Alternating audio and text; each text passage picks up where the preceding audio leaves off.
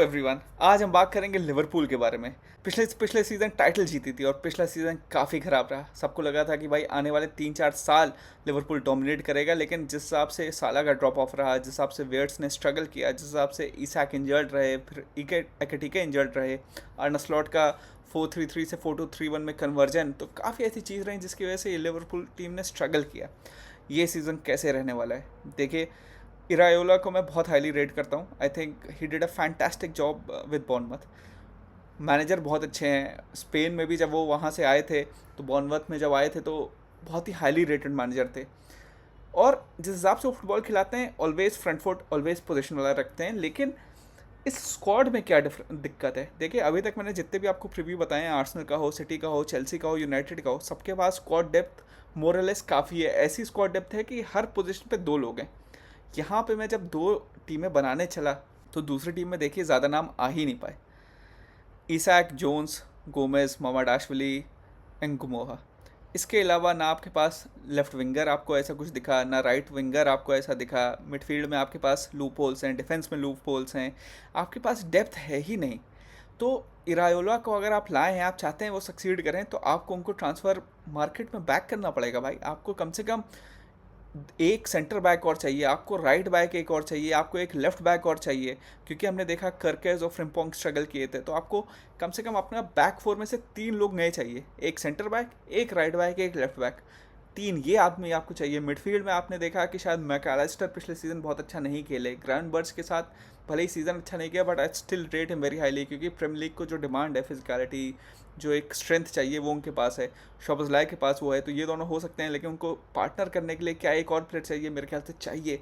तो आपको 3 लोग डिफेंस में चाहिए, एक डोमिनेंट डिफेंसिव मिडफील्डर चाहिए, 4 प्लेयर ये हो गए। आपको विंग्स पे एटलीस्ट 2 विंगर चाहिए।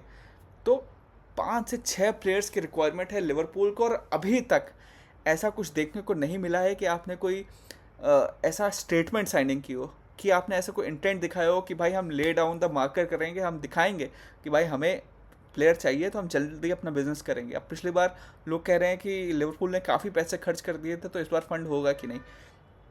खर्च किए थे, एकेटिके लिया, इसाक लिया, वियर्ट्स लिया, लेकिन जब प्लेयर सक्सीड नहीं हुए, इन तीनों में मेरे ख्याल से सिर्फ एकेटिके आप बोल सकते हैं कि भाई सक्सेस थे, बाकी दोनों ने डिसपॉइंट ही किया है। तो अगर आपने उन प्लेयर्स पैसे खर्च किए जो सक्सीड नहीं किए, तो इस सीज़न आपको और करने ही पड़ेंगे, क्योंकि साला भी जा चुके हैं।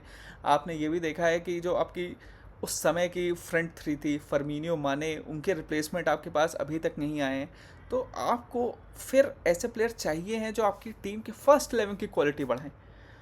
फर्स्ट 11 में मेरे ख्याल से एक तो आपको लेफ्ट विंगर चाहिए ही चाहिए। गैकपो लिवरपूल जैसे फैंसीड क्लब के लिए या लेगेसी क्लब के लिए मेरे ख्याल से लेफ्ट विंगर नहीं हो सकते, वो एज अ सब्सटीट्यूट आ सकते हैं। इसलिए मेरे ख्याल से एक, अगर फर्स्ट 11 में जहाँ इंप्रूवमेंट चाहिए, तो कम से कम एक लेफ्ट विंग तो आपको खरीदना ही पड़ेगा।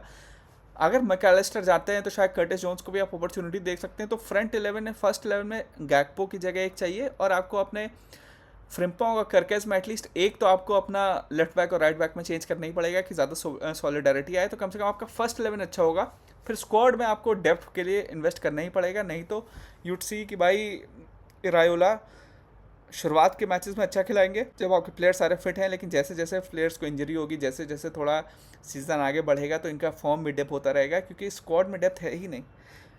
अगर डेप्थ नहीं होती है, तो जब आप मल्टीपल गेम्स खेलते हैं, एफए कप भी है, कार्लिंग कप भी है, करबाओ कप जिसे अभी बोलते हैं, चैम्पियंस लीग भी है, तो इतने लिमिटेड प्लेयर्स के साथ आप नहीं कर सकते। अगर आप स्क्वाड में इन्वेस्ट करते हैं, जैसे मैं बोला, 2 सेंटर बैक, एक लेफ्ट बैक, एक राइट बैक, एक आपका डिफेंसिव मिडफील्डर और एक विंगर, इतने प्लेयर्स अगर आप खरीदते हैं, तो आप टाइटल कंटेंशन में रहेंगे। नहीं तो इस बार मुझे लगता है कि लिवरपूल शायद स्ट्रगल करेगी टॉप 4 में भी आने में। हार्श लग सकता है, लोगों को लग सकता है कि भाई ऐसे कैसे हो सकता है कि लिवरपूल नहीं रहे, लेकिन चेल्सी इंप्रूव कर रही है। सिटी भी मेरे ख्याल से ठीक ही रहेगी, आर्सेनल भी कंटेंशन में रहेगी, यूनाइटेड के पास चांस है। तो टॉप 4 में नहीं रहेंगे। अगर 5 पोजीशन रहती हैं, हाँ, तो लिवरपूल हो सकती है, लेकिन टॉप 4 में रहना मेरे हिसाब से अभी मुश्किल लग रहा है मुझे, क्योंकि स्क्वाड में जस्ट डेप्थ नहीं है। टाइटल के लिए तो अभी मैं नहीं कहूँगा कि चैलेंज कर सकती है, क्योंकि भले ही इरायोला फैंटास्टिक मैनेजर हैं, भले ही स्टार्ट बहुत अच्छी करेंगे, लेकिन जैसे इंजरीज होती रहेंगी, आप देखेंगे थोड़ा स्ट्रगल होगा। तो प्लेयर्स खरीदने की ज़रूरत है। अगर वैसा होता है तो कम बैक हो सकता है, नहीं तो बहुत मुश्किल होने वाला है। अगर आप लोग भी बताइए, आपके हिसाब से ऐसे कौन से प्लेयर्स हैं जो आप चाहेंगे कि इस टीम में है, जो इस टीम को एलिवेट करेंगे। एंड प्लीज़ आपके हिसाब से कमेंट करके बताइए कौन सी पोजीशन पे ये टीम फिनिश करेगी, and please do like, comment and subscribe if you like this video. Thanks.